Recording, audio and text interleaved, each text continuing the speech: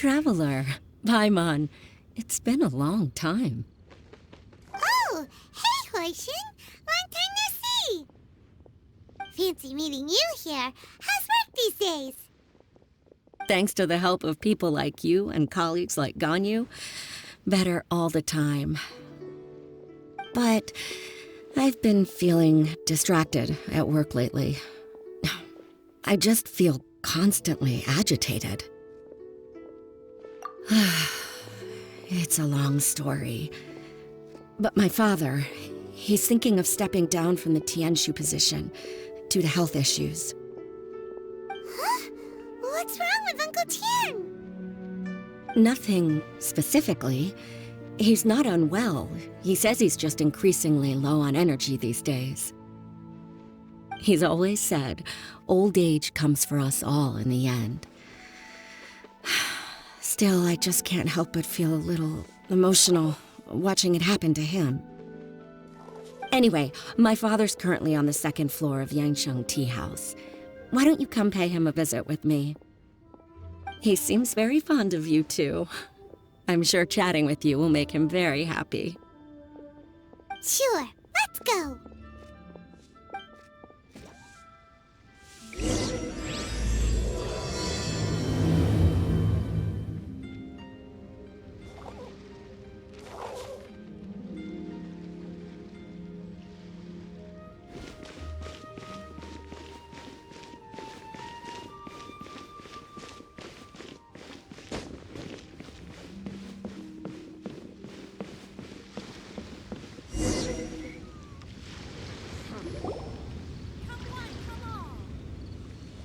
Uncle Tian, we're here to chat with you.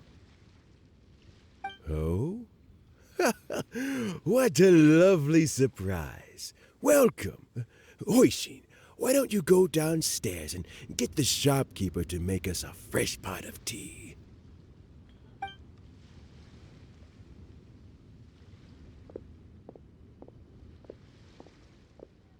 I heard that you've been traveling all over the place recently. I would very much like to hear your adventure stories. Huixin told you, didn't she? Don't worry, I'm quite all right. It's just the years gradually catching up with me. As I grow older, I'm starting to find that with many things, though the mind is willing, the flesh is weak. Especially recently, I've noticed a rather drastic drop in my energy levels. I am still very much in good standing as the Tianshu today. Nevertheless, I wish to pass on the position before my mental acuity begins to decline beyond redemption. How difficult is it to transfer the Tianshu position? Oh, well, you see, the Tianshu is a rather unique position among the Liyue Qixing. Historically speaking, the Tianshu rarely appears in public. We stay behind the scenes, planning and giving advice, so a public selection process would not be suitable. We also want to keep any prospective Tianshu candidates free from influence by outside forces, so we tend to be as discreet as possible in their assessment and appointment.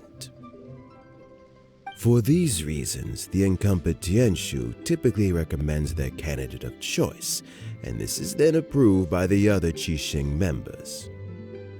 So in other words, you pick someone, and then Lady Keqing, Lady Ningguang, and the other Qixing appoint them? Correct. Unfortunately, due to my health, I won't be able to assess every candidate myself. Not to despair, however, because I found someone exceptionally capable to act on my behalf as assessment officer. In fact, I believe you recently became acquainted with her yourself. Oh? Who is it? I'm heartbroken. I thought it might take you a little longer than this to forget all about me.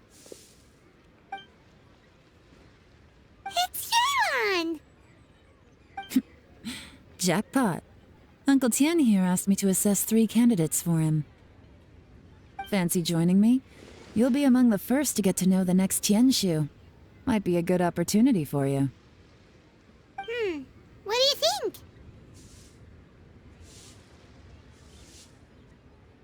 Paimon thinks so too. It can't be a bad thing to be on good terms with a new Qixing, right? Alright then. Though, I gotta say, Uncle Tian, you say you're into behind-the-scenes planning? My work's of the covert variety too. Don't you think I might make a good Tianshu? Huh? Yelan, you want to be the next Tianshu? I'm not opposed to the idea, but I suspect Ningguang wouldn't let you go very easily after how long you've been working together. So, how about this? If your investigation reveals that none of the other candidates are qualified for the position, I'll recommend you for the job. Deal. Well, you guys take your time. Everything's all set for the assessments to go ahead. Meet me on the first floor when you're ready. Until then, have a pleasant conversation. Oh, and no need to pay for your tea. As the new owner of this fine establishment, this runs on the house.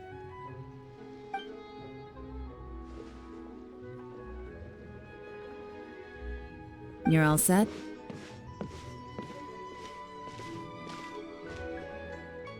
Uncle Tian seems really worn down. It's like all his energy's gone. Yeah, it may sound harsh, but Uncle Tian is past his prime. He's not cut out for this anymore. So he's recommended 3 candidates. Their names are Qinwei, Mingbo, and Zhi. Qinwei is a wealthy entrepreneur. Mingbo works at the Liyue Ministry of Civil Affairs, and Zhi is focused on study and travel. Try to keep all that in mind. Of course, it doesn't really matter if you forget, since we'll be assessing them at Yuehai Pavilion in a short while. Qianwei, Mingbo, Zhi. Paimon should be able to remember their names, but what does the assessment involve exactly? Let's leave that until we get to Yuehai Pavilion. All right. Heads in the game, people. The stakes don't get much higher than a change in the Qixing. We can't afford to miss anything, no matter how small. Got it. We'll keep our eyes wide open.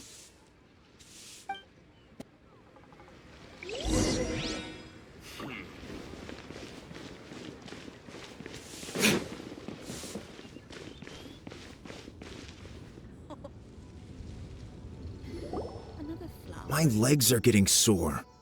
What is wrong with this assessment officer? This is a huge occasion and I don't even get a chair. I've dealt with all kinds of people in my time, but never have I been made to stand while I'm waiting for an appointment. Oh, I mean, I think it's fine. That's called being complacent. If you're happy to just accept the way things are, you'll never be able to change anything in the future. Oh, come on. That's just... Now you're just being unreasonable. All right, you two. Let's not get into a big argument over this. It's not worth it. Qianwei, that was a bit uncalled for. And Mingbo, cut him some slack. We've all been standing around for a while. It's natural to be getting irritable. Look, how about this? There's no rule saying we're obliged to stand up while we wait, so why don't we borrow some chairs from the guild nearby? Fine. They're not the best quality chairs, to be sure. But under the circumstances, it would be better than nothing.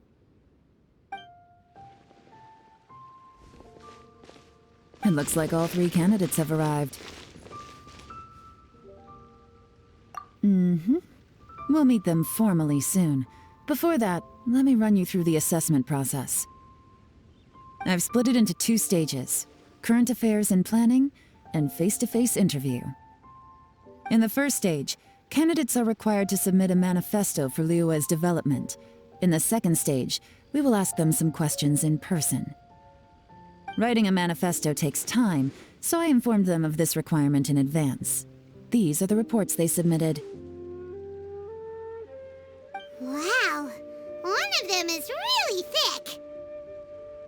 It's also worth mentioning a stipulation I gave them. Whoever is appointed as the new Tianshu will be expected to implement their plan as put forward in their manifesto. Failing the occurrence of some cataclysmic event, they will not be permitted to change their plan. Therefore, these 3 piles of documents in front of us represent where each candidate stands on key policy issues. There's still some time. Have a skim through, get a first impression of what each person's proposing. I'll be waiting off to the side. Just let me know when you're done.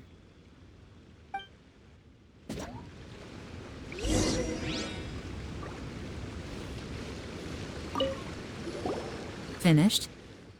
Almost.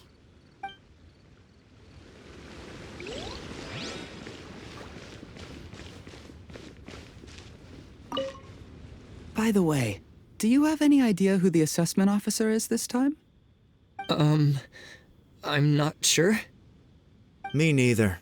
They'd better get someone who knows what they're talking about, though.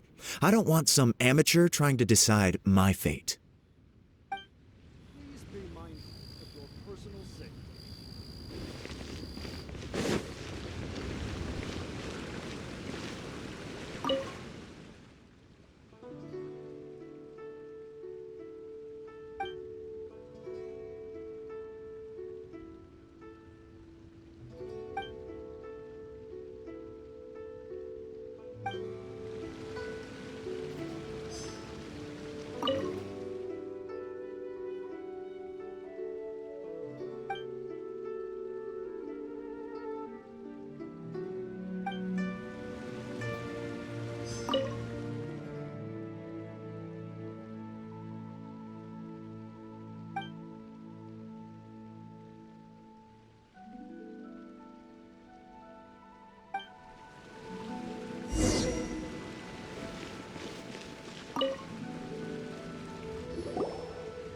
Finished, huh? What did you think? Everyone took it very seriously. Of course they did. They have the chance to be picked as the new Tianshu, so you can bet they're putting their best foot forward. And keep in mind, whoever gets in has to execute their plan as written. Nobody wants to have any regrets. That's for me to know and you to find out. We can talk more after the interviews. We'll see the candidates now. Let's do one at a time.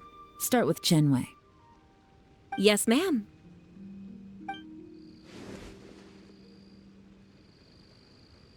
Oh? So you two are the assessment officers, are you?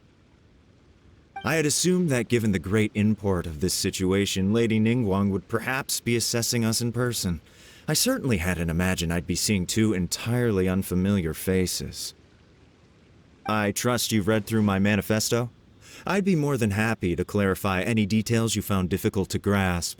It was written with an expert audience in mind, after all. Mind your tone, mister. Relax. It wasn't intended as a personal slight against anyone in particular. I was simply stating a fact. Cloud Retainer? You know this Adeptus? Oh, yes, I remember now. You must be the traveler that people are constantly talking about. With your sterling reputation, you must have a respectable level of erudition. Perhaps you will be able to understand the concepts I have put forward. Although I shouldn't get my hopes up. Oh, is it my turn?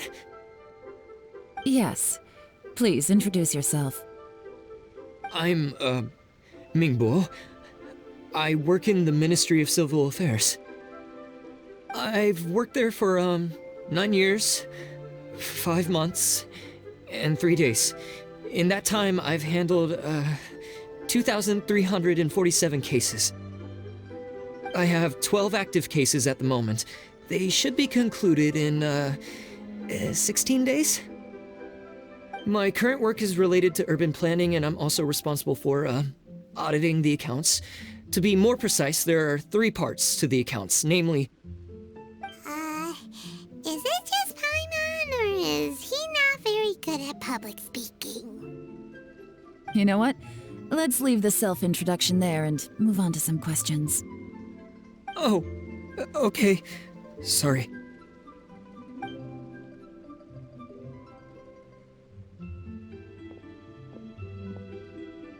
Hello. Not gonna lie, I'm feeling a little nervous. What would you like to know? You're here to assess me, so ask away and I'll answer your questions to the best of my ability. Your manifesto is very wide in its scope, but you don't seem to be personally involved in many of the specific fields. How can you be sure that you have the ability to put your plan into action? Very fair question. I completely understand where you're coming from. But I'm confident in my plan. I've visited many different places, talked to lots of people with far more expertise than myself, and my manifesto is the conclusion of these efforts. Of course, two different problems can be interconnected in very complicated ways, and you might reach two very contradictory conclusions depending on which one you're focusing on. What I've tried to do is strike a balance. In other words, present an optimal solution to all the problems as a whole. How do you plan to determine whether you are right or wrong about your proposed solution being the optimal one? A great question.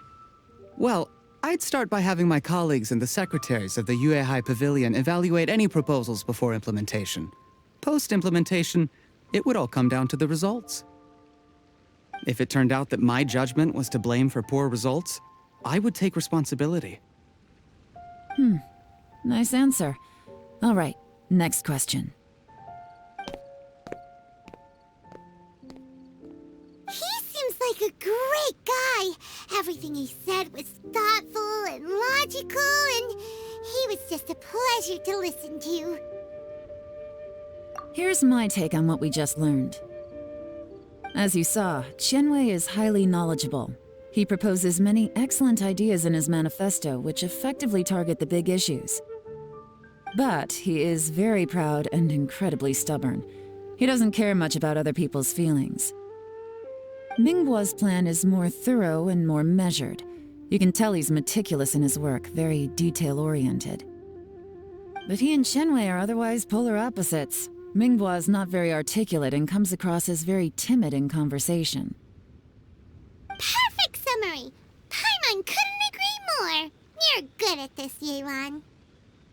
Last but not least, Zhi. His manifesto is full of pertinent details, his methodology is sound, and his proposals cover a broad range of fields, which is quite a rare feat. The depth he goes into in each and every area means it can only be a product of painstaking work. Plus, he is modest and good at dealing with people. But what really interests me is that many of his views happen to coincide with Uncle Tian's. Having someone like Zhi take the position would certainly put Uncle Tian's mind at rest. Great! We'll see. Let's go back and report to Uncle Tian.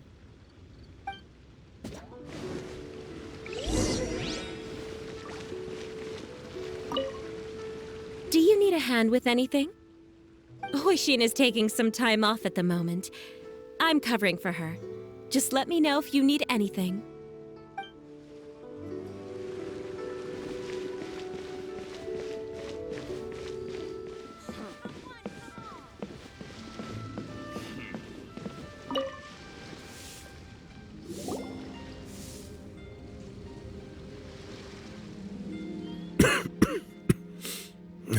I see.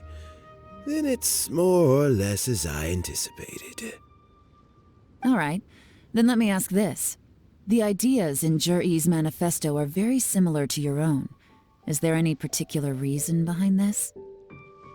Oh, I didn't want to say anything when I gave you the list of candidates, for fear of affecting your judgment. But I can tell you now. Those 3 candidates have all studied under me in the past. It's only natural that they share some similarities with me. But Qianwei went on to focus on his business, and Mingbo has always been occupied with his work at the Ministry of Civil Affairs. Of all of them, Zhi was with me for the longest duration. Tian? Chen Wei was referred to me by an old friend.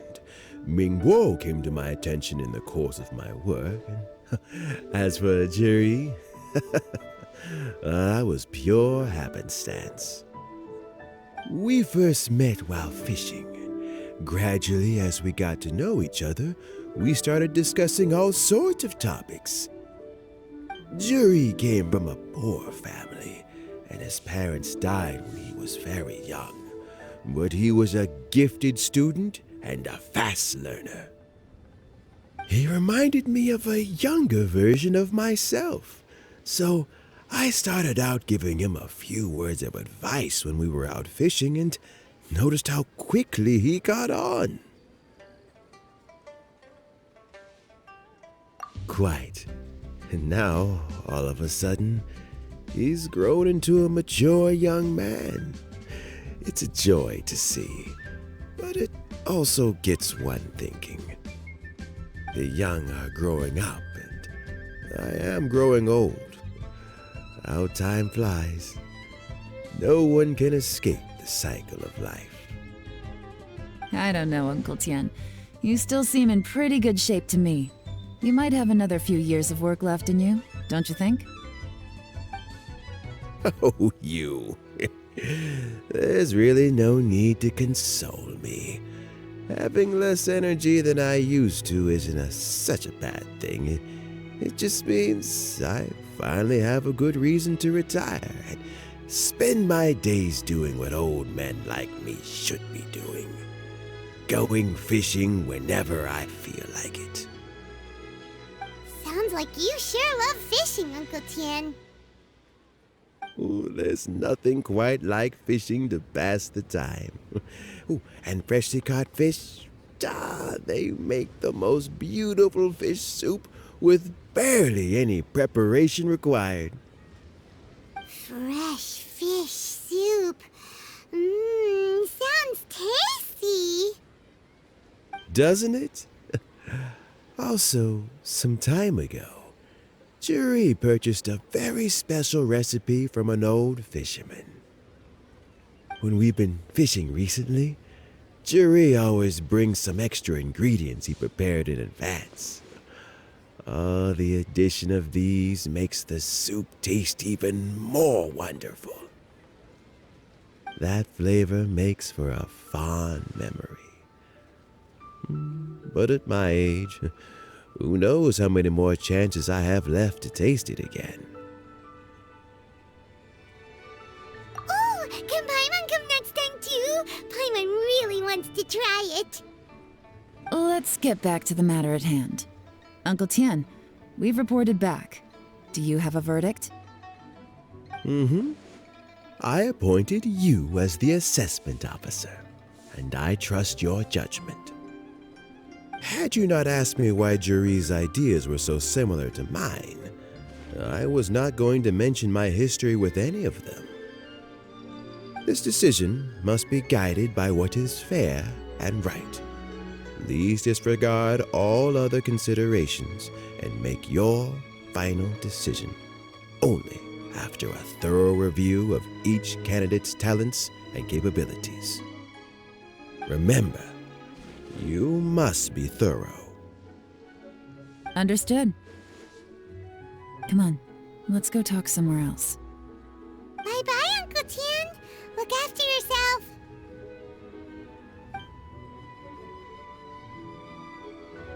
So, it's gonna be Juri, right? His manifesto was written well, and he's the best speaker. Easy. Let's not rush. There's no time limit for this assessment. Huh? So, are you gonna give them more tests or something? No, nothing like that. The assessment itself is complete. But let me give you a word of advice. Things are not always as they appear. The biggest no-no in intelligence work is to only get information from the person of interest themselves. The truth is almost always hidden beneath many layers of deception. You have to get information through many different channels. For example, Wenyuan, Shanghua. Yes? Lady Yelan, what are your orders? Ugh! Who are they? Where did they come from? Did they scare you? These two are Wenyuan and Shanghua. They work for me. As my trusted assistants, they are always standing guard nearby. They also perform various assignments as required. Shanghua is a business expert who gets his information by trading. Wenyuan relies on word of mouth. And there's also Upei, who's not here right now. That meathead must have been out there on sea surveillance for some time now. Is he all right? I seem to remember that he can't swim. Nothing can take that guy down. Certainly not a little wind and waves. Shanghua, visit all the commerce guilds and look into Qianwei's background. Wenyuan, go to the Ministry of Civil Affairs and look through Mingbo's work files. Yes, ma'am. So what about Juri? Juri, well, obviously as the most promising candidate, we will be investigating him ourselves. Let's go to the docks first. Lots of people passing through there. You can find out all kinds of things. If we're looking for information, why don't we try talking to Bolai, the owner of Wanyu Boutique? He does business at the North Wharf. Maybe he has some news for us. That's actually not a bad idea. Let's go and ask him.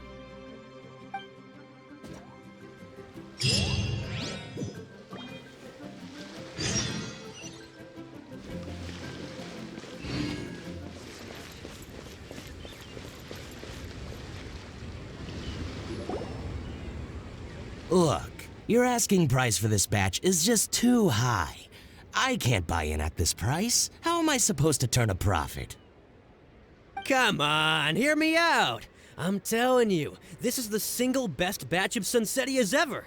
You won't find anyone who disputes that. I accidentally dropped one into a well, and even the water turned sweet. Even so... All right. I'll let you in on a little secret. The boss of Second Life also wants to buy from me, but I haven't responded yet. If you won't take him, I'll just have to partner with them instead, and neither of us wants that. Okay, well, when you put it that way, I'll accept your asking price. I'll take all your stock. Don't sell a single one to Second Life.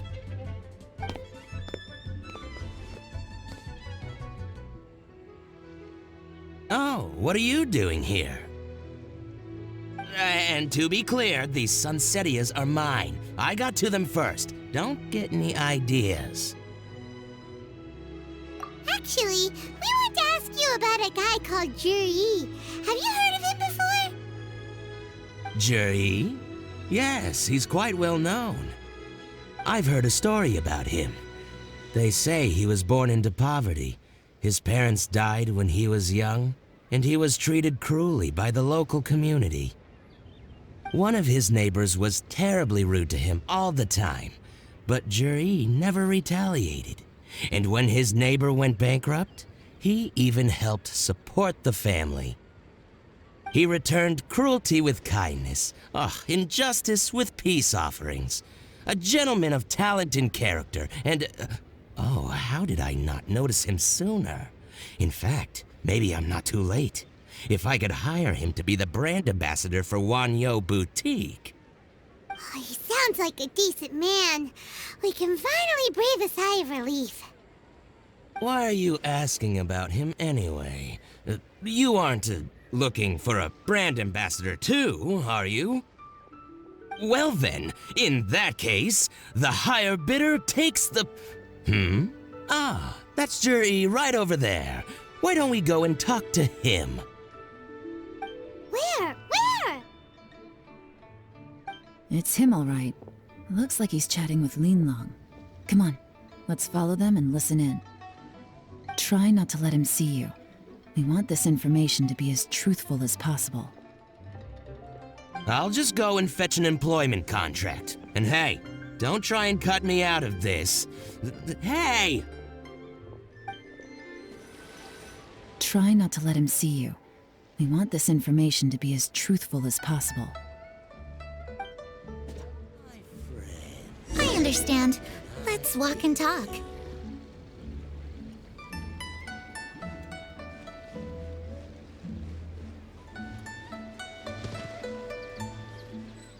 So, you were looking to buy a wineware set? Oh, now I can see that you're a connoisseur, so I won't bother trying to con you. I trust you understand our shop quite well?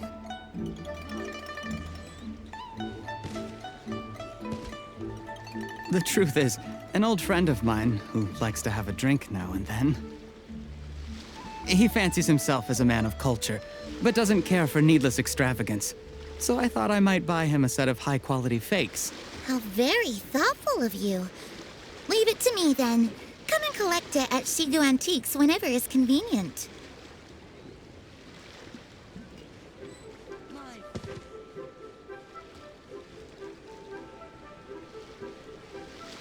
Thank you very much, Miss Linlong.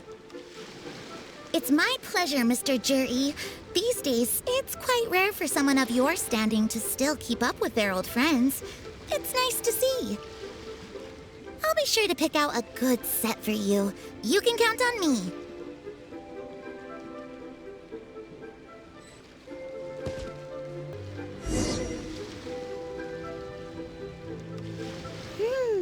Juri seems to get along really well with everyone. Are you satisfied now, Yelan? Seems like everyone thinks Juri's a great guy. We shouldn't jump to conclusions just yet. Let's go check out the wharf where he usually goes fishing. Do we have to? Wait, you're not just trying to dig up some dirt on Juri because you want to be Tianshu yourself, are you? Maybe I am, maybe I'm not.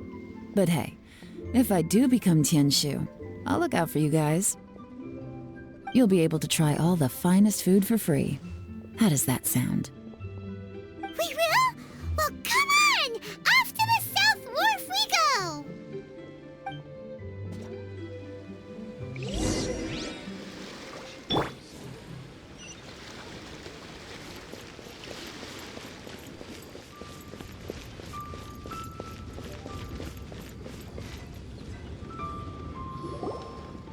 The wharf is as busy as ever. I hear the anglers here sometimes sell their fish to the nearby fishmongers. Let's see what Uncle Soon has to say.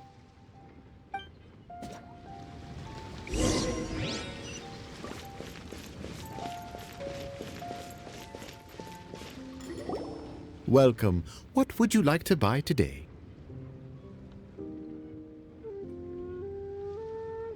Sorry to interrupt. We're actually members of the, Liyue Anglers Association, and we just wanted to ask a few questions about someone. We've heard about this young man called Juri, who's supposed to be a fantastic fisherman. Just wondering if you happen to have heard of him? Whoa! Yelan made up a whole fake identity without batting an eyelid! Ah, yes, Juri. He's been making quite a name for himself recently. I've got some friends who travel all over the place, and they tell me everywhere they go they meet someone who's heard of him. Apparently, he had a rather tough time growing up. Had to work several jobs alongside his studies to make ends meet. How does that saying go? What doesn't kill you makes you stronger. Well, if there's anything to that logic, he's sure to be phenomenally successful one day. Yeah, we think so too. But I'm afraid your Anglers Association might be in for a disappointment. Oh? Why's that? He's good at a lot of things, but fishing isn't one of them. He fishes at the wharf and sells what he catches to me on occasion. His catches are always mediocre. Not terrible, but equally nothing to write home about. If you're looking to recruit some new members, though, I do know a few top anglers I could put you in touch with. That sounds fantastic. I've got a couple of other things to attend to right now, though, so why don't I come back some other time and we can chat over a drink? Sure thing. See you. Everywhere they go, they meet someone who's heard of him. Come on, let's keep asking around.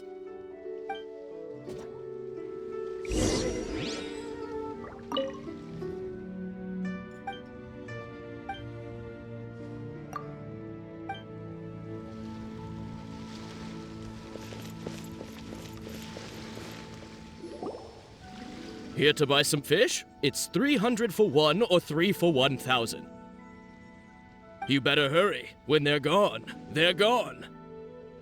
Hello, we're from the Society for Fish Price Research. We'd just like to ask a few questions. Wow, she switched identity again! Society for Fish Price Research? I haven't done anything illegal. Stay out of my business. Please, don't worry. We're just here to conduct a simple survey. We've heard about a certain Jur-E who's been selling fresh fish at low prices in this area recently. Do you know anything about this? So this isn't about me. You should have said something, you know. I know the guy. I can tell you what I know. I haven't heard anything about him selling fresh fish at low prices, but it wouldn't surprise me if it was him. Oh? Why is that? Because he's so poor. His parents died when he was very young, and his alcoholic father still owed a huge amount of debt. No one wanted anything to do with him. He was still a kid when he first came to the wharf. His clothes were ragged, and he had a bandage wrapped around his head.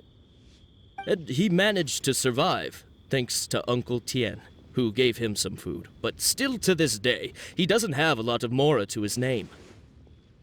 I mean, he can afford to eat and everything, but you'll often see him haggling with others over just a few mora, so I wouldn't be surprised to find out he's been selling a few fish.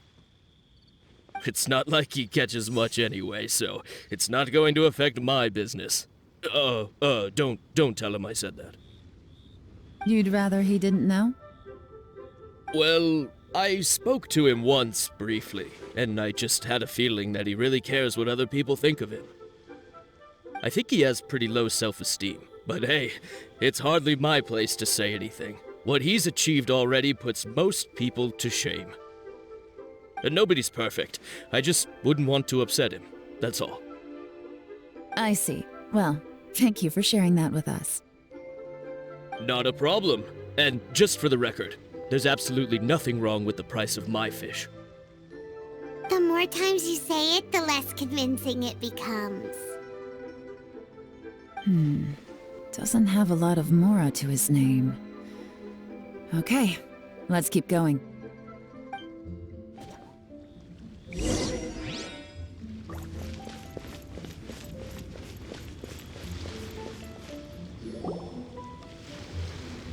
Hey, it's you guys! Wait, what's the phrase? Oh yeah, honored to meet you. What brings you to me? The truth is, we are but newcomers to this territory. We heard tell of a great martial artist, Master Dugu, who knows everything there is to know. Hence, we sought you out to ask for your guidance. Really? People said I know everything there is to know? But of course.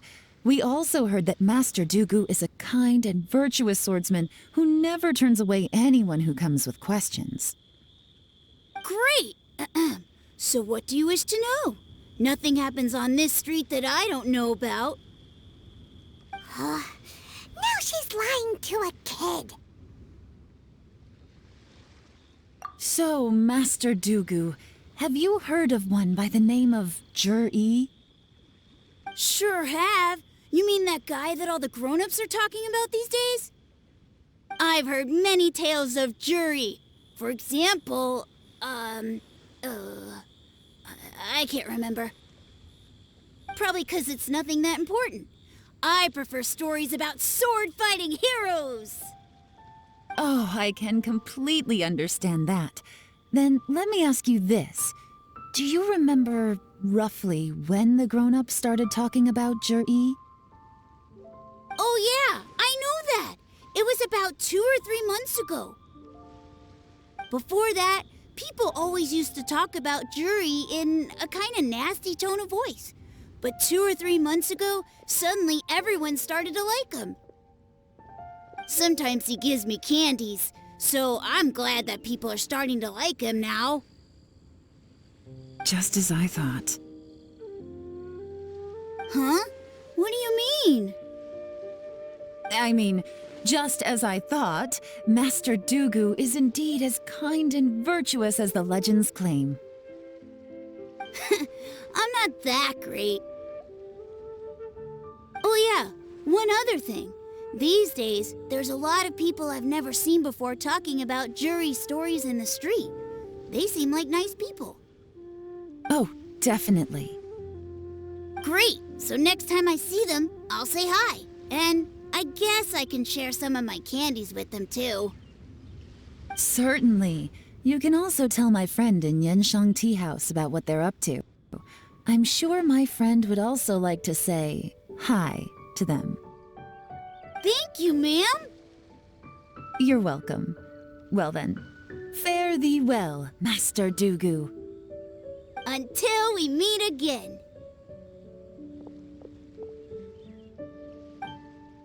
Any of that sound strange to you? Strange? What was strange about it? Zhiyi seems to have a great reputation. Uncle Soon and Uncle Gao spoke highly of him, and Dugu Shuo seems to like him too. True, but the issue is, where did his sudden celebrity come from? It almost seems too good to be true. Sudden? Too good to be true? What do you mean? So he returns cruelty with kindness and had to work to support his studies. These are the kinds of things that make someone well known in their hometown.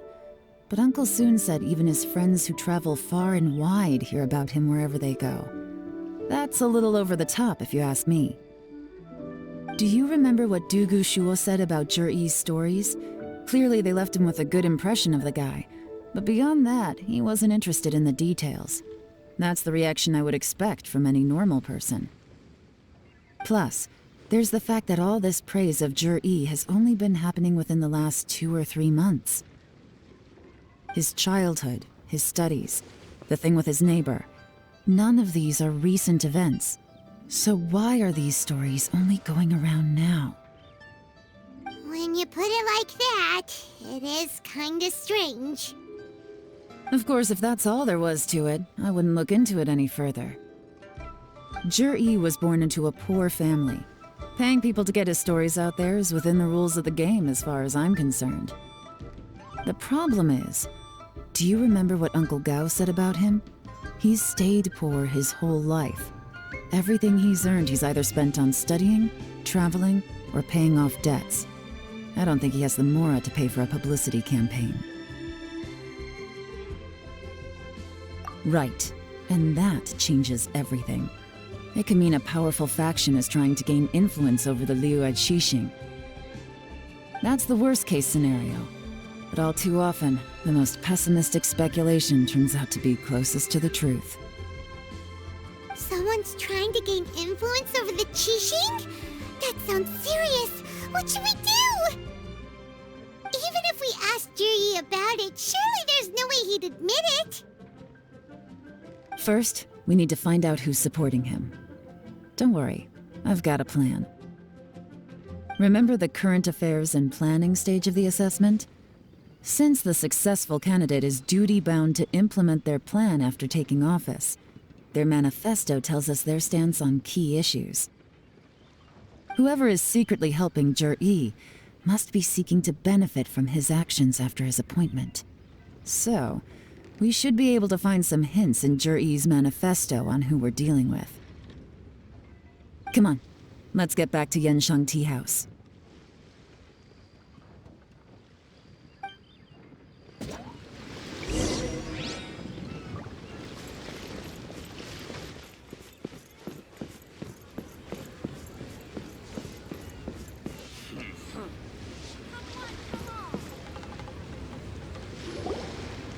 Zhiyi's manifesto covers a huge range of topics. Looking for details that don't add up will be like trying to find a needle in a haystack.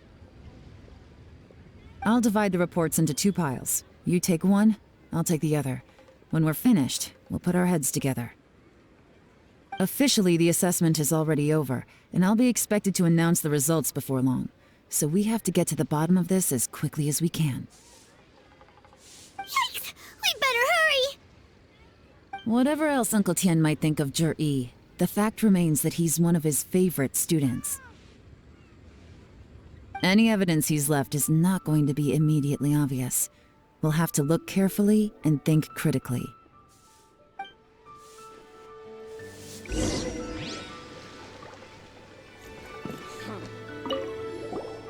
Made any discoveries? Not so far, but we're still looking.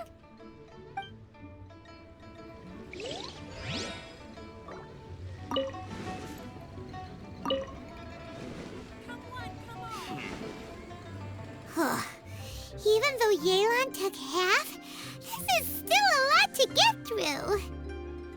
Well, we gotta start somewhere.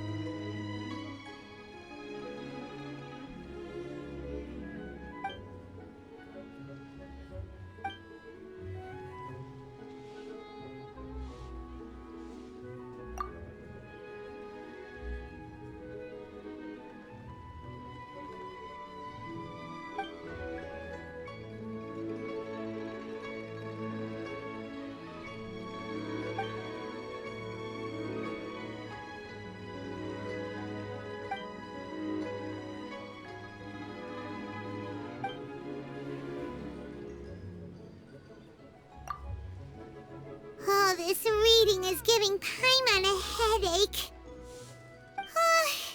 Let's take a break.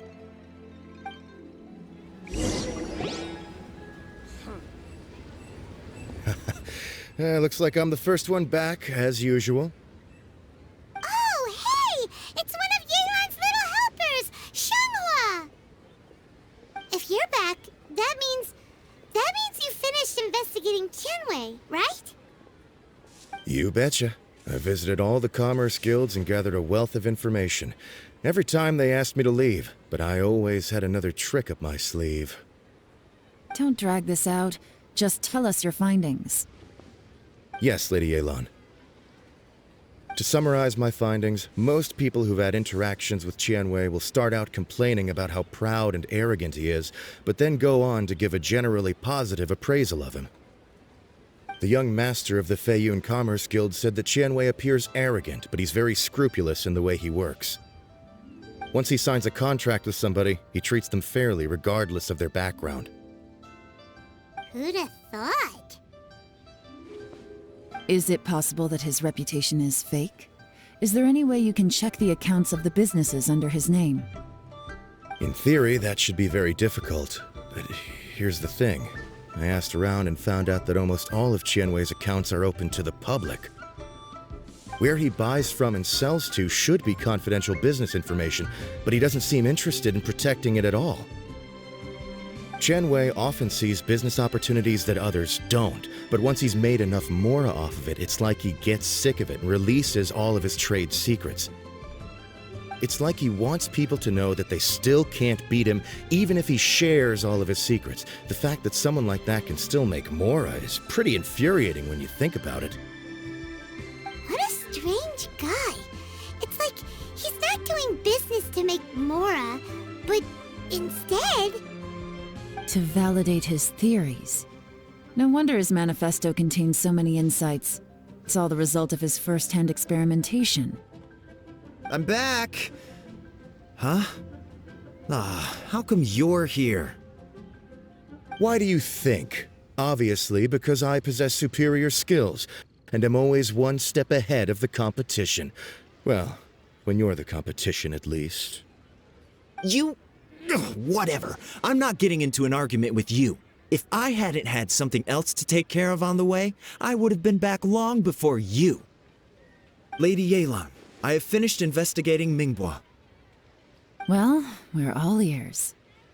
The Ministry of Civil Affairs says that Mingbois struggles to get his words out when he gets nervous, especially when he's chatting with strangers. But after a few days of getting to know him, you can pretty much have a normal conversation with him. On the whole, the feedback from the Ministry of Civil Affairs was very positive. He always considers the things that everyone else overlooks. In your opinion, was the Ministry of Civil Affairs' appraisal of Mingbois at all exaggerated? I don't believe so. Mingbois is someone who has slowly but surely earned the reputation he has today. According to Miss Yu, the Ministry often gets Mingbois to take a final look at projects before they're implemented. People feel much more confident in something if it has his stamp of approval. Oh, and also, there was once someone in the Ministry who was lying and cheating to try to advance their career. Mingbois gave them the scolding of a lifetime. Apparently, he can be terrifying when he loses his temper. I haven't seen it for myself, though. Whoa, that's hard to imagine. Like I said before, things are not always as they appear. Ah, so that's what you meant by that. I'm starting to get it now. Thank you both. You're free to go now.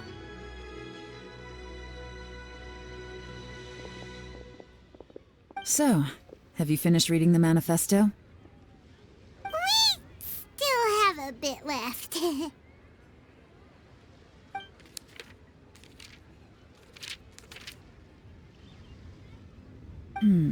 I can't see any immediate problems looking at the individual entries. The only one that strikes me as a little unusual is the Tianshu Pool redevelopment plan. Tianshu Pool has always been home to many secrets. Plus, Ajdaha once wrought havoc there, so there are even more secrets buried deep underground. At some point, a rumor began to go around that there is great treasure buried beneath Tianshu Pool. A long time ago, with the approval of the Qixing, a mining team conducted an exploratory excavation there. So, did they find any treasure? None. The ruin was completely impenetrable. The only way they could have gotten through the solid rock would have been by blowing it open with a special kind of explosive. The technology wasn't mature enough at that time, so the excavation project was shut down and the treasure became a mere legend. Zhi-Yi's manifesto focuses on solving problems, and this treasure hunt seems extremely risky. It seems out of step with the rest of his plans. Still, this one fact alone doesn't tell us much. Everyone wants to get their hands on this treasure. The treasure hoarders, the Fatui, even local Liyue factions. Did you find anything? Excavation? Project? Treasure? Did we read anything similar in our half of the manifesto? Oh yeah! Zhi-Yi said the Blackcliff Forge workers should get right of first refusal if any suitable projects come up. Did he now? Well, that makes everything much clearer. So Zhi-Yi wants the Blackcliff Forge to excavate the treasure of Tianshu Pool. Does that mean the Blackcliff Forge is Zhi-Yi's secret supporter? No, not likely. I've looked into the Blackcliff Forge before. They aren't involved with any powerful factions at present. They do possess some specialized explosives, but it would seem more trouble than it's worth to put so many resources into a risky project like this. Still, since the clues are pointing toward the Blackcliff Forge, we should see where they lead. We may well find something new. Shenwei and Mingbo both turned out to be completely different than what we thought. What about Zhi-Yi? Is there another side to him too? This is the Blackcliff Forge. Let's look around for clues.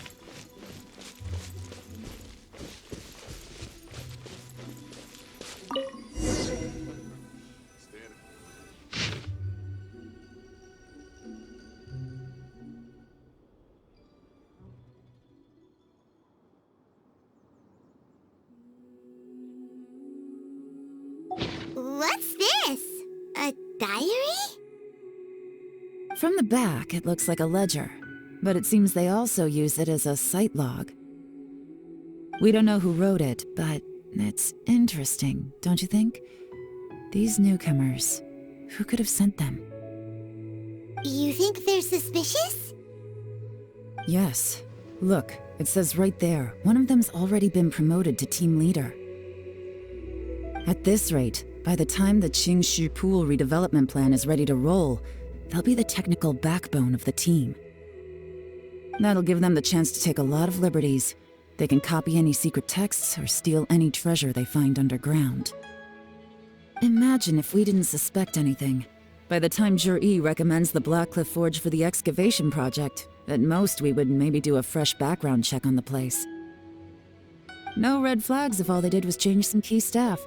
And even if we decided to vet the staff individually, they'd have had more than enough time by then to come up with fake identities. That's the advantage of planning this far in advance. It was a clever move. When you put it like that, it all makes sense. If we hadn't found this out, someone else would have stolen the treasure. So, who's really behind all this? That's a question for the newcomers. But let's start with that worker over there for now.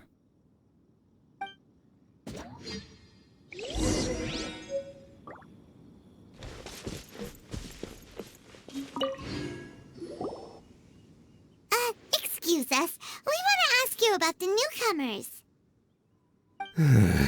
You want them to teach you or something? I gotta say, these newcomers are in tip-top shape. Fast learners, too. They're picking up all the skills unbelievably fast. My only complaint is that they're always going out drinking at night, but they never let us join them. I guess they just need some time to adjust. I'm sure we'll get to know each other over time. They go out drinking. This area isn't exactly renowned for the nightlife. I'm guessing it's a long trip to the nearest tavern. You got that right. They tell me they go all the way back to Liyue Harbor to drink at Wanmin Restaurant. It rained after work today, so they actually stuck around at the site for a while. But as soon as the rain stopped, they went out drinking again right away. Hey, you're only young once, right? I say, if they can hack it, let them at it. Interesting. Let's go talk somewhere else. Looks like our hunch was on the Mora. These newcomers are very suspicious. Drinking in Liyue Harbor, huh? Some cover story. I'll wager they've been going to intelligence updates. Good thing it rained today. It means they'll leave footprints. I doubt they'd give themselves away that easily, but let's follow them and try our luck.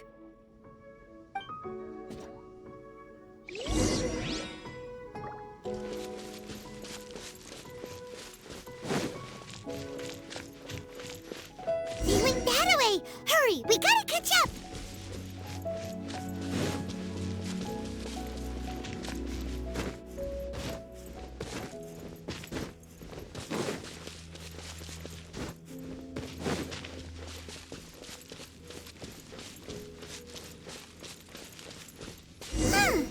These footprints are heading towards Liyue Harbor. Maybe we were wrong about them.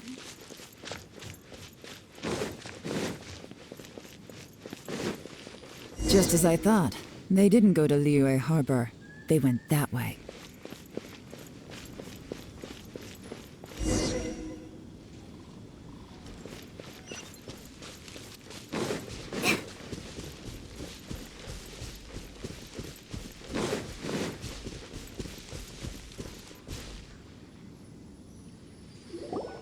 The footprints stop here. But, judging from the direction, I'm guessing their destination was that abandoned house.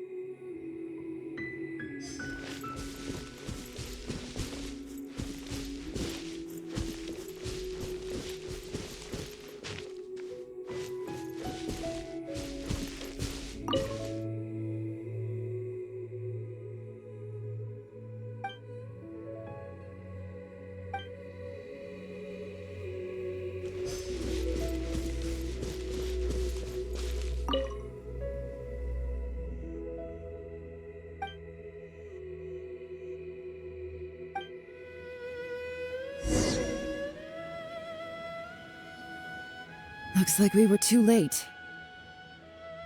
This has gotta be where the newcomers rendezvous with whoever they're working for. But all the evidence has been destroyed. Look at these ashes. Someone was burning documents not long before we arrived. Could there be anything left? Maybe the wind could have blown the fire out before everything was finished burning. The odds of that are very slim. It's practically impossible. I've checked.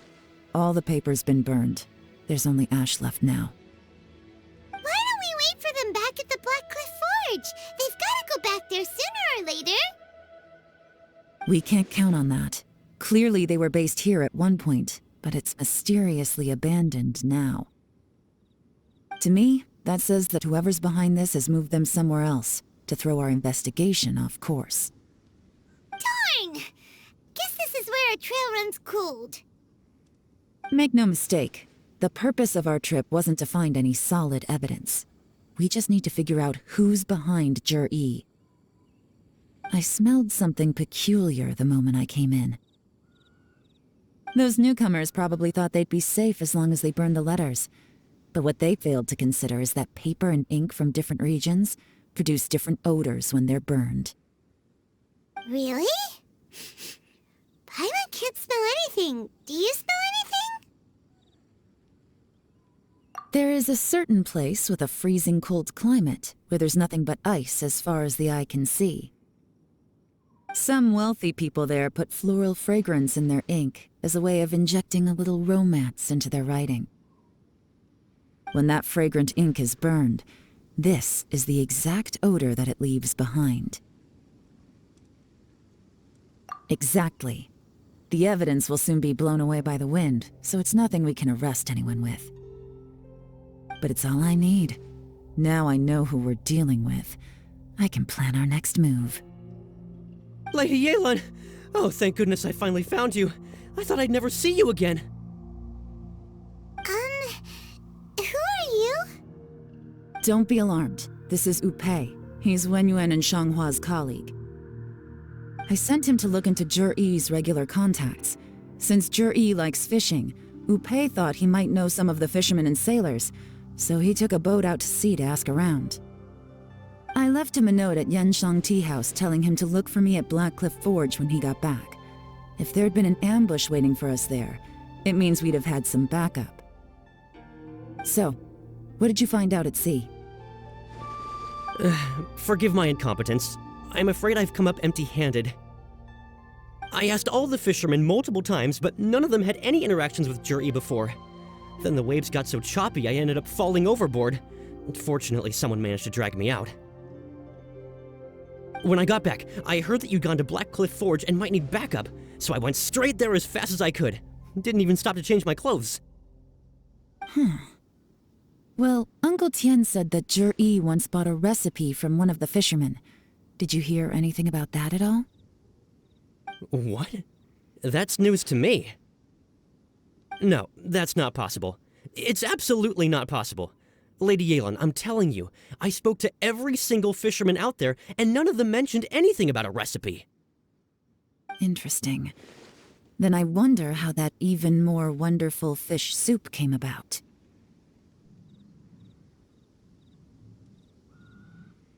Fish soup? What fish soup?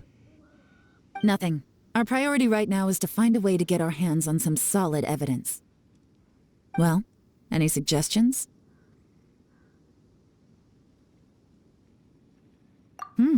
Not a bad idea.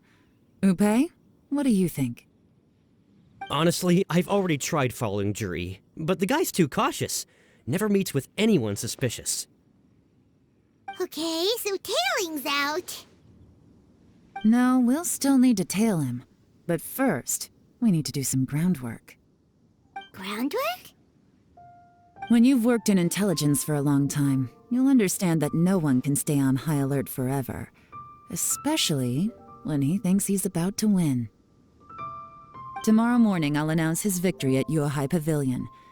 Take a guess what you think he'll do next. Be sure to arrive on time. You won't want to miss the show.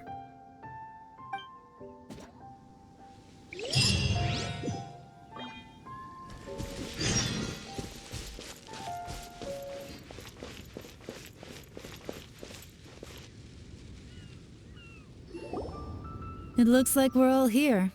Well then, time for me to announce the results of the assessment process. I won't drone on about the importance of the Tianshu role. Suffice to say that Uncle Tian entrusted me with the monumentally important task of assessing the candidates, and now it falls to me to give him a satisfactory answer. All of us here know the score. Don't beat around the bush, just get on with it. Qianwei has many pioneering ideas, but some of his plans are lacking in detail, and he easily gets into testy exchanges with other people. Mingbo is reliable, but not quite ambitious enough, and because of his personality, he struggles to win people over.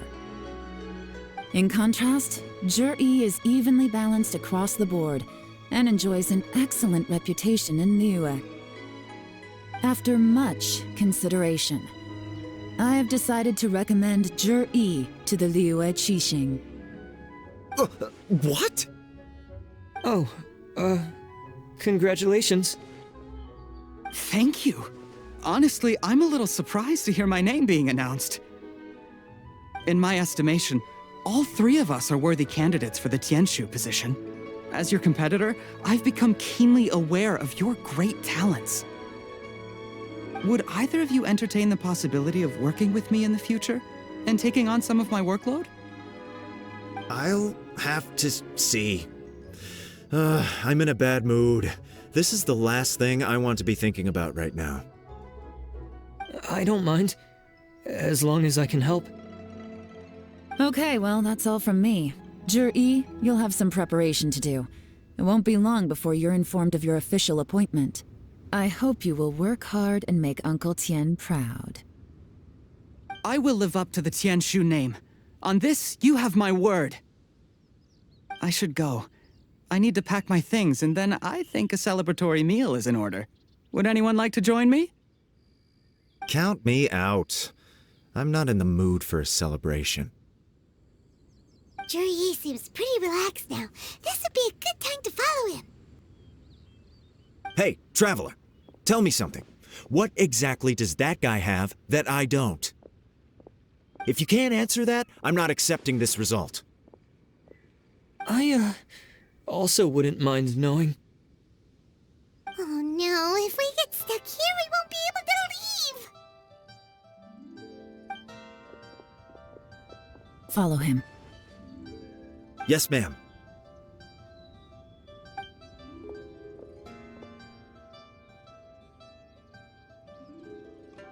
We finally got rid of them! Lady Yelan, Zhi has gone towards Feiyun Slope. Follow him, quickly. So Zhi really sided with the Fatui? But Uncle Tian thinks so highly of him. Why would he do this?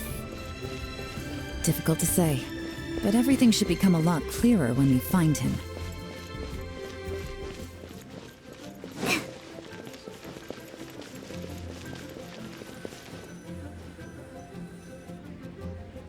I'm sorry, Lady Yelan. We lost him. He's too good at this. We weren't able to keep following him without being seen. How the heck did he manage to shake Yelan's subordinates? I guess Zhi didn't let his guard down. Still as vigilant as ever. No, Upei says he's much more relaxed than usual. Maybe it's just how he's wired. Perceptive enough to sense when he's being watched. But how? Don't blame yourselves. Let's not forget he was trained by Uncle Tian himself. Evading detection is not an unusual skill for him to have. If I'd asked you to tail Uncle Tian, you'd have ended up at a dead end too. It's fine. So, where did you lose him? Xinyue kiosk. He only went in briefly. Upei and I were watching outside the whole time. A few moments later, a man dressed in a completely different outfit came out. Upei had a feeling that it was him, but we couldn't get close enough to check without blowing our cover. I figured that if we spooked him, it would undo what we've accomplished today so far. Another option would have been to arrest him there and then, but without any evidence, that would have been meaningless. So I stopped Upei, and I stayed here to wait for you while that meathead went to ask around in Xinyue kiosk. Good work. The fish didn't take the bait, but that's okay. As long as he's still swimming around, we'll find a way to catch him eventually. The key is figuring out what he's trying to achieve. Let's go to Xinyue Kiosk.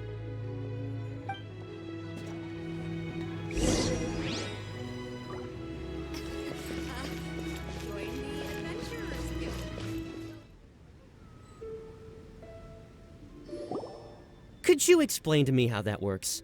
A guy like him comes in, changes his whole outfit right under your nose, and you don't even ask him about it? Our customers are free to dress however they please. What grounds would I have to question him? Okay, fair enough, but didn't you think it was just a little bit strange? Well, maybe I did, but it still doesn't give me the right to stop him. Enough. Let's tone this down a little. I'll make this quick. Just one question. What did he buy while he was here? Oh, he didn't buy anything. He just picked up a bottle of liquor that he ordered ages ago. A bottle of liquor? Yes, a very strong kind. Fiery, with a rich flavor. Not something the average customer would order. This gentleman ordered it in person from us a long time ago. He was only here today to pick it up. Liquor and wineware. I see. Let's go. Where to? Shigu Antiques. The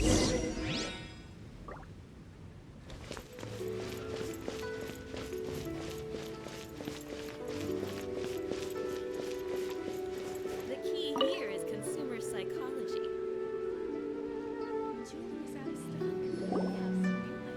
Hey, Miss Linlong. Sorry to bother you. Zhi ordered a wanware set from you not long ago, right? We're friends of his. He's been telling us how impressed he is with the quality, considering how affordable it was. So we just had to come and take a look for ourselves. Sure. Which model are you looking for? We don't really know a whole lot about wineware. Let's just go with Zhi's choice. Would you be able to show us the one he bought? Zhi picked up his set not long ago. As a quality imitation of an antique wineware set, it has the look and feel of a luxury item. Just so you're aware, we don't have many of this model left in stock, and now that Mr. Zhi has taken one, I'm afraid it may encourage the price to go up a little. Don't worry, price shouldn't be an issue. I'm sure we can work something out. But I'm just a little hazy on one thing. Did Zhi's wineware set include wine glasses, or...? For this set, the wine glasses are sold separately. Minimum purchase is 1 glass, maximum is 4. Mr. Zhi bought 2. Okay. Thanks, Linlong. Seems there's a little more to buying wineware than I first thought. We'll have to mull it over. Well, don't take too long. We could sell out any day now. All right, see you next time.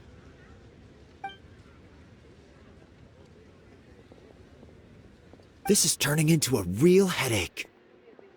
I'd just like to point out that we have the self-professed Grand Master of Fieldwork here to thank for being wholly incapable of tailing an ordinary civilian without being seen. It's not like you did any better. My specialty is information trading, okay? I don't have the physical agility. What's your excuse? Fair point. Yelan, so has the plan failed?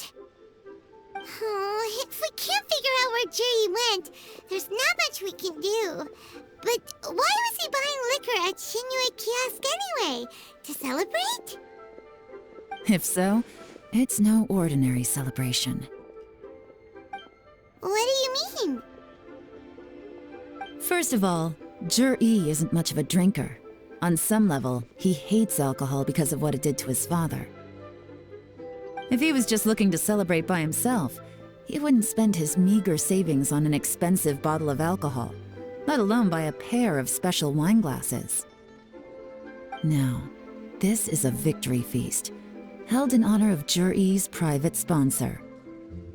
Whoever this person is clearly enjoys hard liquor and has a very high status, hence the need for expensive-looking wineware.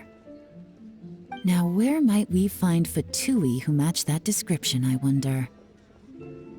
Fatui officials. Should be either the Snezhnayan Embassy or the Northland Bank. Have both locations surrounded. Take as many people as you need. Lady Yelan, is it time for us to make our move? If so, you can count me in. Get with the program, would you? This is a covert surveillance operation. Jury may be vigilant, but that doesn't mean the same is true for his drinking buddy. In which case, we don't need to change tactics. Just change who we're following. Great idea! So we just need to find out who Jury bought that liquor for and follow them instead! But Lady Yelan, if we get caught, this could become a major diplomatic incident. I'm well aware, but don't you see? Jur-E is gambling everything on this. If we really want to catch him, we're going to have to accept a little risk ourselves. Stick to your orders, and make sure we're covering all other bases too. Anywhere else Jur-E might be going. I want eyes on those locations. Yes, ma'am. Don't worry, Lady Yelan. Jur-E may be a slippery character, but we'll keep a close watch on the movements of all Fatui officials. I'll be waiting for you at the tea house. If I'm guessing correctly, Fatui officials are likely to take action at night. You should go and get ready. Then meet me at Yansheng Tea House. The key here is consumer psychology.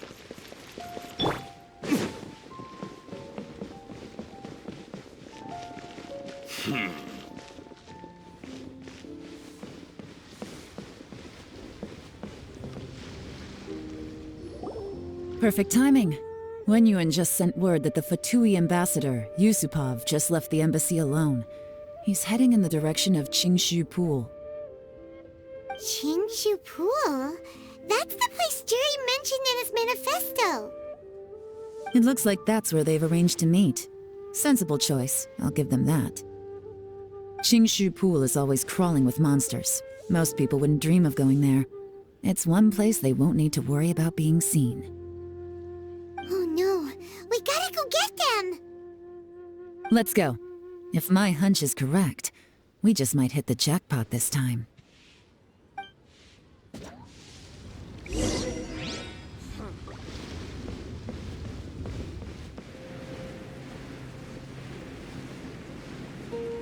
This is Qingshu Pool, full of ruins, crawling with monsters. Anyone with any sense steers well clear of this place.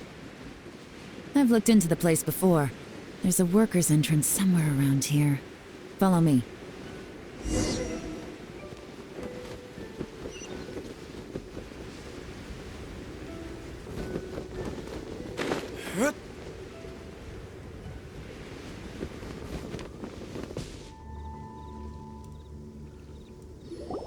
There's been some work done on this place in the past, but it's a bit of a labyrinth inside. I can't guarantee we'll be safe once we're underground. The workers left an emergency access route. If we can find it, this will be a much easier journey. Still, be ready to fight at any moment. Any resistance needs to be taken out quickly and quietly. We don't want to attract too much attention. Don't worry, we're all professionals here. By the way, Yelan, where are your 3 little helpers at? They have other things to take care of first. We couldn't afford to wait for them, but they'll join us later.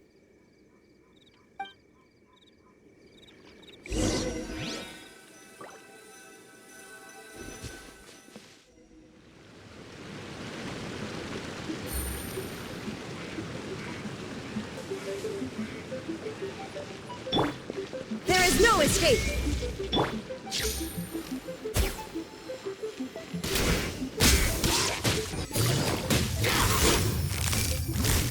Quietly now. Just like we rehearsed!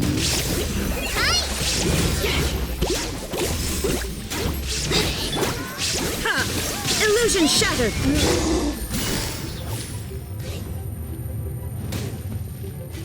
Gotcha!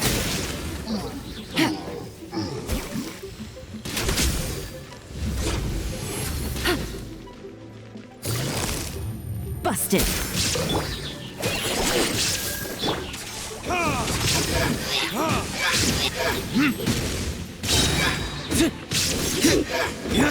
Shine down! As I expected. But this shouldn't be too much trouble.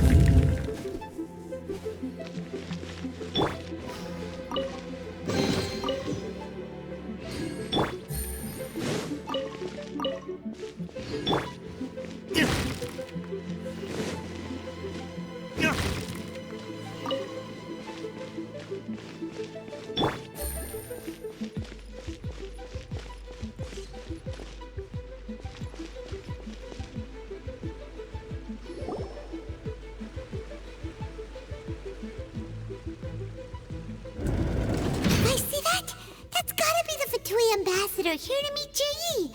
Looks like he went through that door. That must be the emergency access route, right? Come on, let's hurry.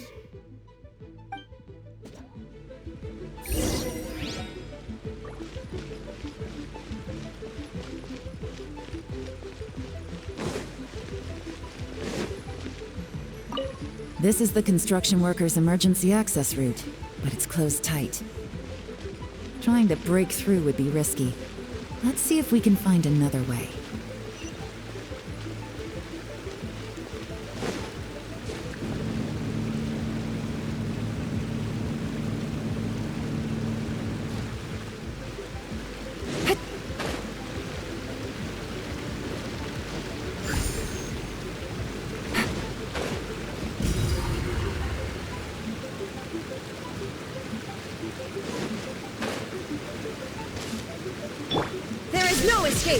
Take it easy. Gotcha. Observe.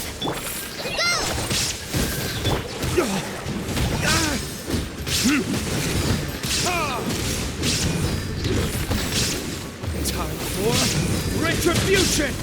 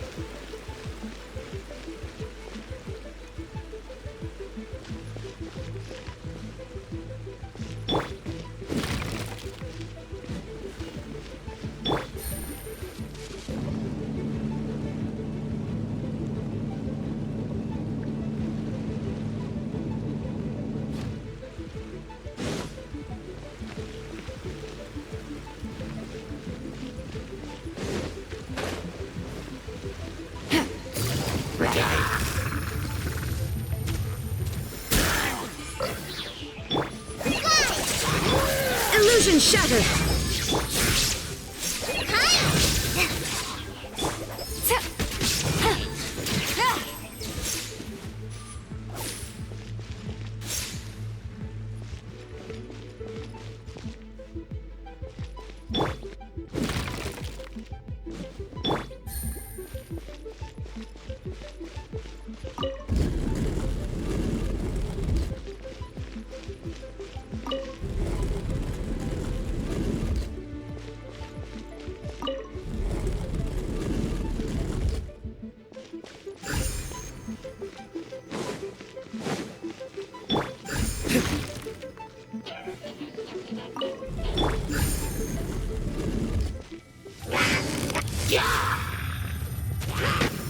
Take it easy.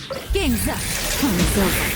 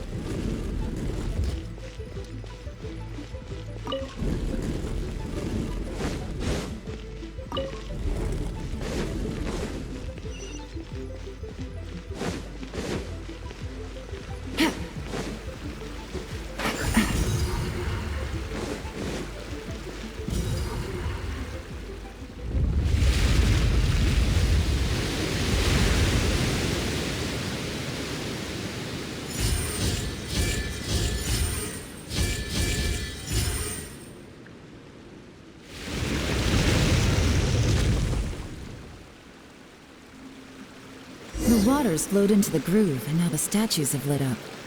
Okay, now we should be able to move the statues.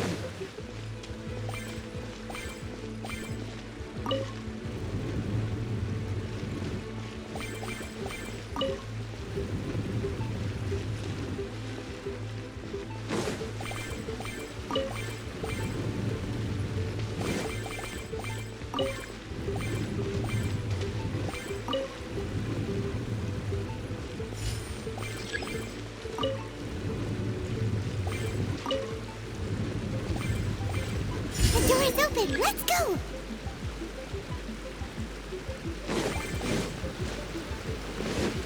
We should be nearly at the bottom now. Let's wrap this up.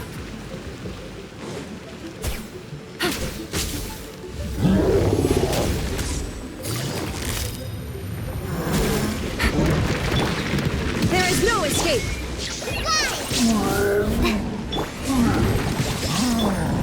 Your grand finale!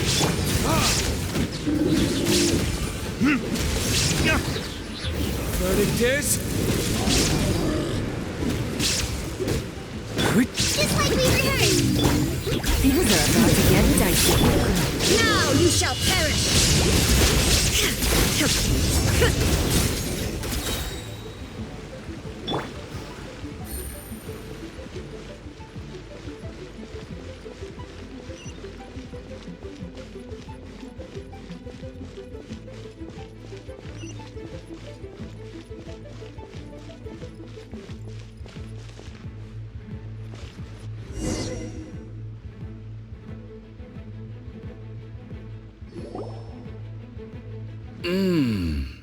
I can tell from the aroma that this is very fine liquor indeed. I'm impressed. Come on, bottoms up. After you, of course.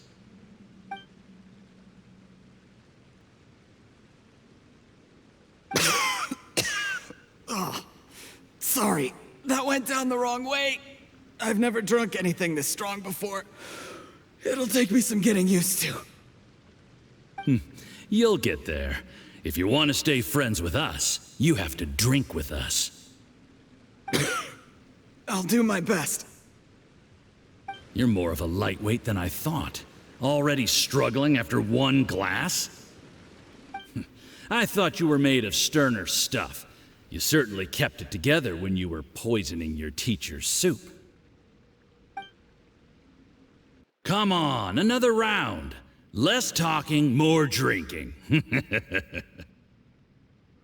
Sure. You didn't leave me much of a choice, though, did you? Just the mention of poisoning sends shivers down my spine. I'm more timid than you realize. Every time I poisoned him, I had to hide away at home for a few days because I was so scared of getting caught. Look, I know it has not been easy for you, my friend. We appreciate all your hard work. But, I have to say, you really are quite a genius at poisoning people. I mean, the poison we brought from Snezhnaya is as strong as this wine, but you found a way to turn it into an imperceptible, slow-acting poison, and came up with the idea of delivering it through fish soup. What was it you said? Oh, yeah. You said the soup's fishy flavor neutralizes the pungency of the poison, and this process even makes the soup tastier as a result. How did you think of that? It struck me one day when I was fishing. I'm lucky it did. Otherwise, I'm not sure I would have been able to fool Uncle Tian. You have performed excellently. The Fatui will continue to provide the support you need to consolidate your position as Tianshu. Of course, this is as long as you continue to do as we instruct. Aside from Qingshu Pool, we also have some other requests for you, which we will inform you of in due course. Don't worry. Whatever tasks you have for me, I will perform them diligently. Did you hear that? It was poison! That's why Uncle Tian hasn't been feeling well recently. It's all Jurye's doing. What a nasty guy! Seize him! Hold on. Did you bring a camera? If not, you can use mine. This is quite a scene. We have to capture it for posterity.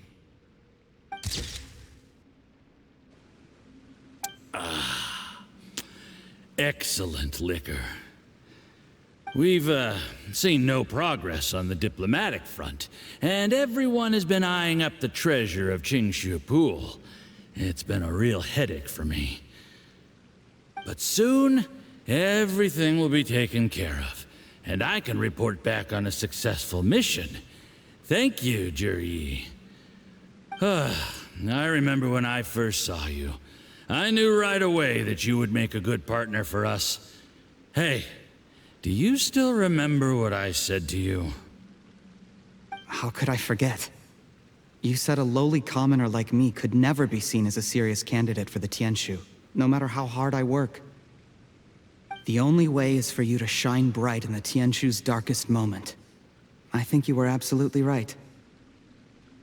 Yes. Under normal circumstances, the gap between you and other people could only ever grow wider over time. Just look at your two competitors. Qianwei had wealth. Mingbo had reputation. But you had nothing. You were just another nobody. And that's why I decided to help you. You know, there's an old saying in the Fatui. Give a starving dog a bone, and it'll guard your home for the rest of its life. Yes. I cannot thank you enough for your generous support.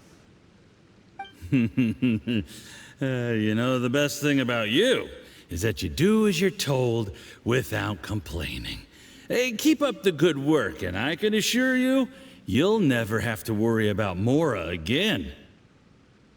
Heck, when you're not in the company of the Fatui, you'll be able to throw your weight around as much as you want. How about that?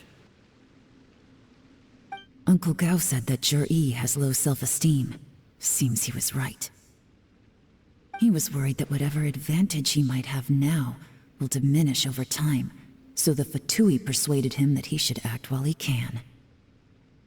Do you have any more film in the camera? Then get ready to use it. Tonight's grand finale should be coming up any minute now. How well this goes for us depends on how Jurye plays his hand. Ooh, is there any more alcohol? Go on. Fill me up. I'm in a good mood today, and I'm gonna drink my fill. Make sure to get me home safely afterward. There's only a little left. Here, I'll fill your glass. If you like it, I can bring you some more next time. Whoa, this is the good stuff. It is great. Huh?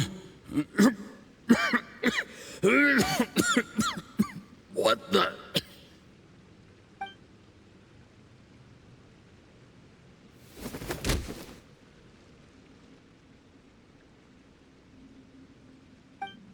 Jurye, you poisoned my wine? But when? You seem surprised, Mr. Yusupov. How could you? How could I not? I've sacrificed years of my life studying and reflecting to prepare myself for this position. And in the end, I even had to poison my own teacher. You really think I'd put myself through all that just to become your little puppet? I don't want to bow down to anyone ever again. And that includes you. You imbecile. It's the Fatui who got you to where you are. Do you understand? If I disappear with no explanation, the embassy will come after you. They'll get to the bottom of this. Mark my words. Do you see the haystack in the corner? Underneath it is a pile of explosives. And next door in the dark room are the 3 undercover agents you sent to infiltrate the Black Cliff Forge. I'm gonna stay here till I see you slip into unconsciousness. Then I'm gonna set this on fire. Once the flames burn through the hay, they'll ignite the explosives, the ruins will collapse, and everything will be buried. What do you hope to? I took the liberty of leaving some evidence of your contact with the undercover agents at the Black Cliff Forge. It won't take long for people to join the dots. 2 missing person cases will become 1 as the truth gradually reveals itself. The Fatui planted undercover agents in the Black Cliff Forge to steal their signature ruin-grade explosives. Their plan was to blow through the solid floor tiles in the dead of night and seize the treasure of Qingshu Pool. But things didn't quite go to plan. Mistakes were made that led to the accidental deaths of the entire crew. Faced with the overwhelming evidence, the embassy won't investigate this any further. In fact, they'll be only too happy to blame it all on a rogue operation by you. It explains why you acted alone, while exonerating the rest of the embassy of any liability. Of course, none of that will have anything to do with me. When all of this comes to my attention, I'm afraid I'll have no choice but to cancel the Qingshu Pool redevelopment plan immediately. I guess then, I'll be Tianshu in my own right, with a clean record and well out of the Fatui's reach.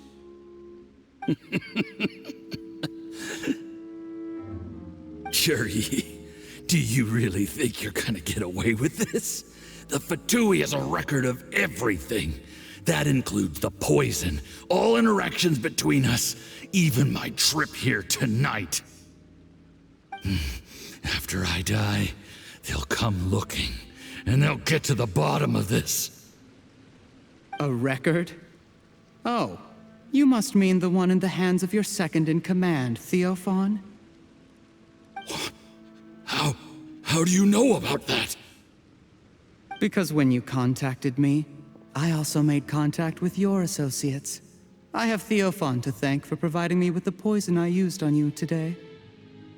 He'll help me tie up all the loose ends.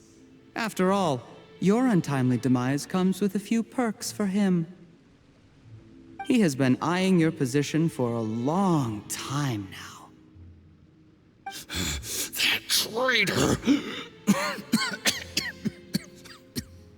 Juri, you... Shh. Relax. It's over. After tonight, everyone gets what they want. And anyone else in the know is either my accomplice or about to be taken out of the picture. Sweet dreams, Mr. Yusupov.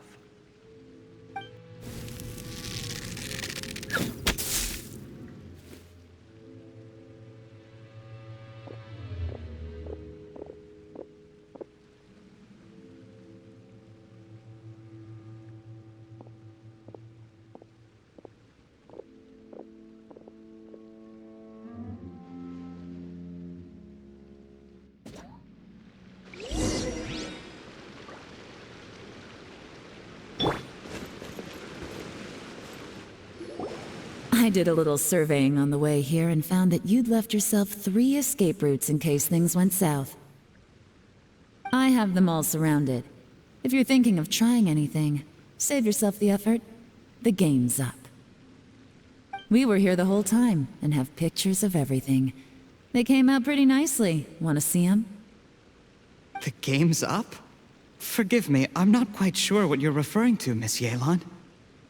I happened to discover a Fatui operation here, so I approached them on the pretext of joining forces and eventually brought them down from within. If it pleases you, Miss Yelan, I'd be only too happy to have you join me in investigating this matter. This is how you want to play it, huh? Fine. You do you. All we need to do to convict you is establish that the poison in his system is the same as in Uncle Tian's. Nothing else you wanted to add? Let's leave it there then. Time to go. One wrong move and it all comes crashing down. I should have been more careful. You followed him here, didn't you? I was so focused on keeping myself out of sight, I forgot he was a potential liability. Let's talk about this, Yelan. I gave you my word that I would live up to the Tianshu name, and that much I can still guarantee. Your point being? When I take office, I can guarantee that I will act in your best interests. In fact, all of you here tonight can expect very generous treatment in the future. I don't deny that I used underhanded methods to get here. But given my lowly origins, what other choice did I have? You still don't get it, do you? Even now. What do you think?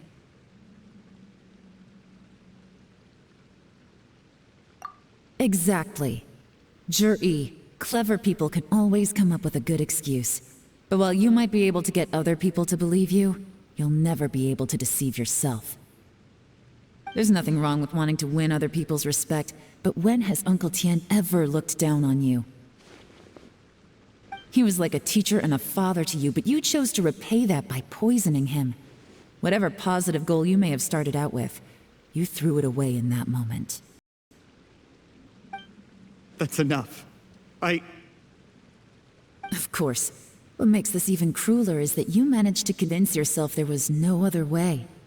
Uncle Tian was always going to give you this opportunity, even if you'd done nothing at all. Out of everyone in the world, he is the one who trusts you the most. So much that he drank your fish soup without doubting you, not for 1 second. That's enough. That's enough. Life is like fishing. It cannot be rushed. Whatever you do, impatience will accomplish nothing. I was just like you once, desperate to prove myself. Only later did I realize things do not always turn out the way you plan, but you have to keep calm to carry on. You're still young. Be patient, believe in yourself, and don't look outside yourself to prove your value.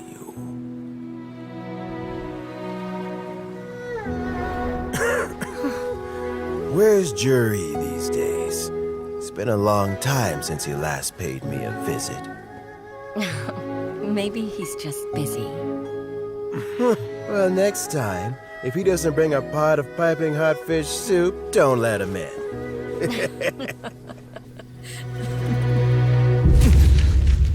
Whatever you were thinking about, you'll have plenty of time to mull it over in prison. Oh, I almost forgot. If the Fatui find out what happened today, prison might not turn out to be the safest place for you. Trying to have friends on both sides, it has a way of turning everyone against you. But right now, I have an opportunity for you.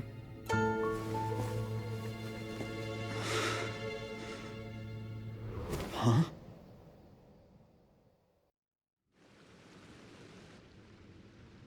Sorry, things are about to get extremely busy for me.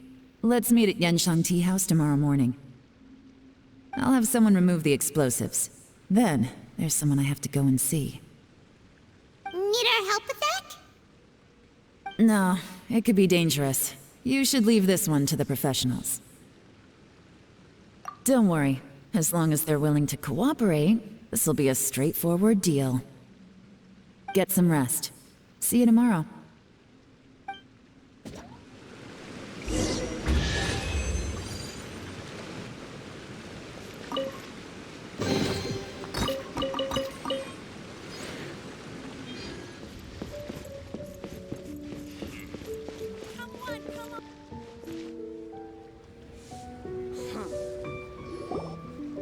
There is now no poison left in his system, but recovery from the damage already done will not happen overnight.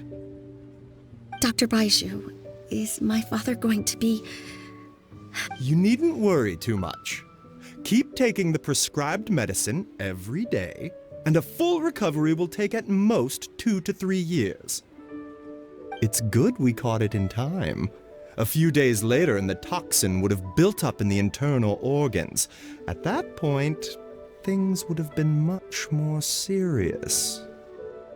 How did they successfully secure such a seldom-seen poison? It seems the Fatui are extremely resourceful. Unfortunately for them, they were up against us. Uncle Tian will be heading off now. Remember to get plenty of rest and avoid overexerting yourself while you're recovering.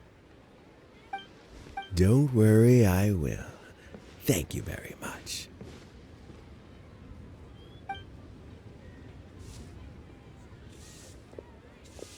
Ah, you're here too? Thank you for all you've done to resolve this situation. I'll have to make some tea in a moment. You simply have to try it. Yes, the exhaustion seems to have gone.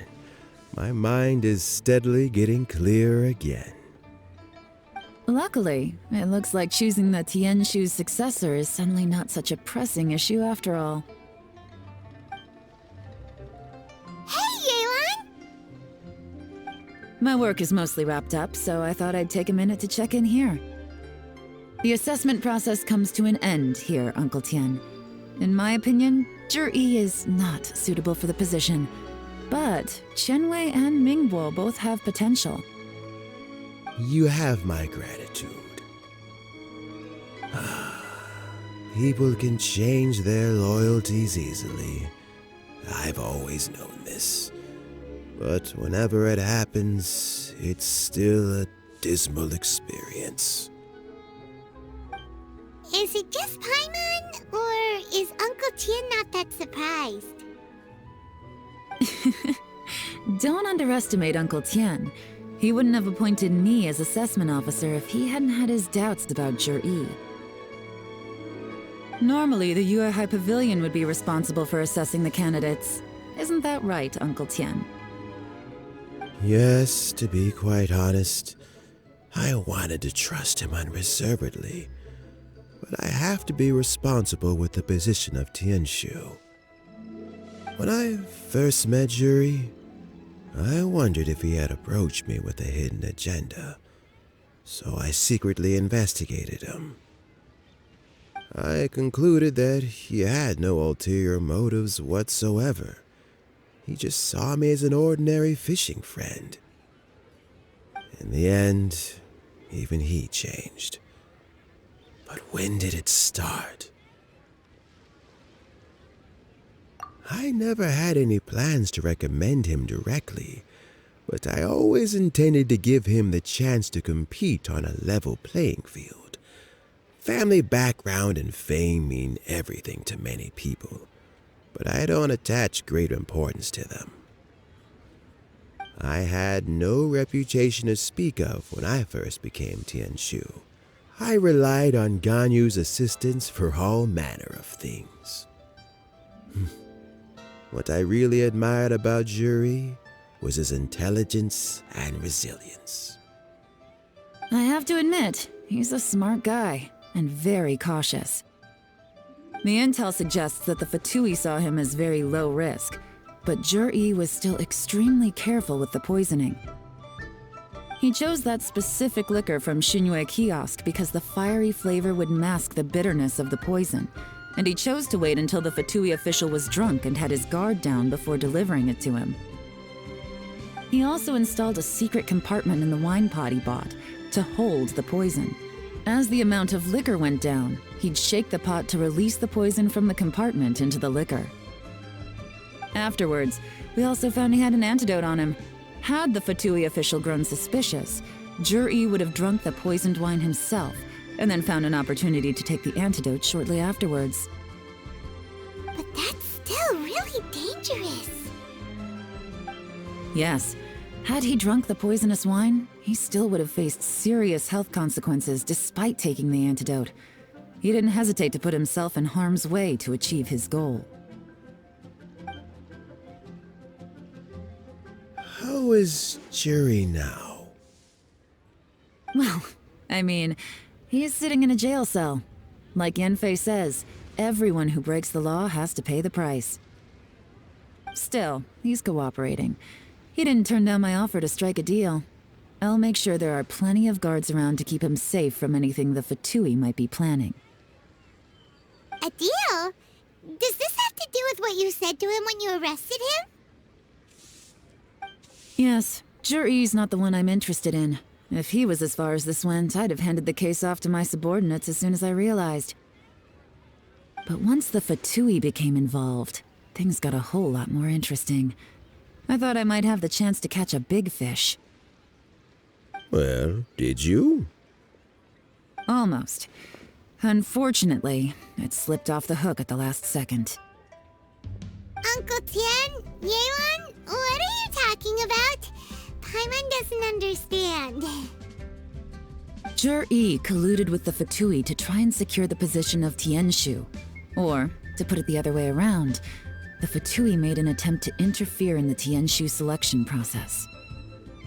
With Yusupov in our hands and a statement from Jur-E, we could afford to continue with a diplomatic offensive. Also, we'd be able to gain control of Theophan, Yusupov's second-in-command. Then we'd have a pawn in the ranks of the Fatui. Pawns like this can be major assets. They open up all sorts of new options. Why else did you think I was investing so much time and effort into this case? So, okay, well, did your plan succeed? We got halfway. The first part went off without a hitch, and we passed all the information on to Lady Ningguang. But when we tried to make contact with Theophan, he was gone, along with all the evidence. The Fatui must be spying on us. Otherwise, they'd never been able to respond so quickly. I found out from other sources that the Harbinger Regrator got involved. The Fatui's main forces aren't concentrated here. Regrator was only treating this as a peripheral concern. It's a pity that Theophan got away, but knowing which Harbingers are still looking at Liyue is something. It gives me a starting point for my next mission. I have to ask, Yelan, do you have any desire to take over the position of Tianshu yourself? I remember you showed some interest a few days ago at Yenshang Tea House. In my estimation, you are more than competent. Oh, that. I was obviously joking. I prefer my current life. There's danger and there's excitement. Although it'd still be a behind-the-scenes role, as Tianshu, I wouldn't have the chance to get involved in anything truly clandestine or face any real danger. All right, I'm done here. Time for me to go. I'm heading off again in a few days, and I still have to prepare. Where are you off to this time? As you might have guessed, it's for me to know and you to find out. But I'm sure if you keep going as you are, getting yourselves involved in other people's business all the time, you're sure to get caught up in another misadventure before too long. Maybe I'll see you the next time danger beckons.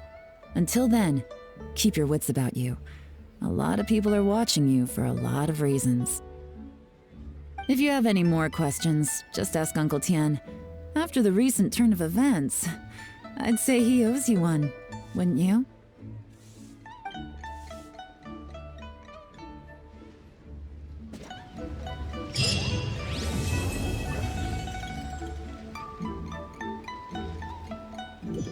What would you like to know? Something I've said to Jury, Qinwei, and Mingbo before is that while cunning and scheming are quite crucial, even more important than this is staying true to yourself. Jury and Ambassador Yusupov each saw each other as a means to an end. They thought that if they could just outsmart their opponent, they would emerge the final victor. And yet, in the eyes of Yelan and Regrator, they are but pawns in a much bigger game. Scheming is an endless endeavor.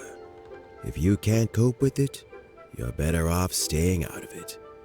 It gives you a much clearer view in any case. Everyone has self-interest, but you cannot let it be your master. So, don't fight over fleeting gains and losses. Rather, focus on the direction your heart is leading you, and keep moving forward. I first met Yelan when she was very young. Even back then, she was extremely tough, and she kept her cards close to her chest. An old friend of mine once privately commented to me that Yelan is always smiling, but never with her eyes. She is a very dangerous person. Something of an exaggeration in my view. At least, I know she would never hurt the people she trusts. Regrator is the 9th of the Fatui Harbingers, though likely the first among them where wealth is concerned. However, his wealth is not a mere question of how much more he has to his name. He has a very unique understanding of wealth, and what he's planning may very well shake the world to its core. Beyond that, I don't have a lot of information about him. If you need to know more in the future, you can ask Ningguang. As Yelan says, now that I'm on the mend, I should have another few years' worth of work in me. During this time, I plan to gradually hand over my duties while mentoring some new candidates. That reminds me. Chen Wei and Ming Bo are still waiting downstairs. I must go and have a chat with them shortly. Thanks to you and Yelan, everything turned out okay this time. You can always find me at the wharf if there's ever something else you'd like to discuss in the future.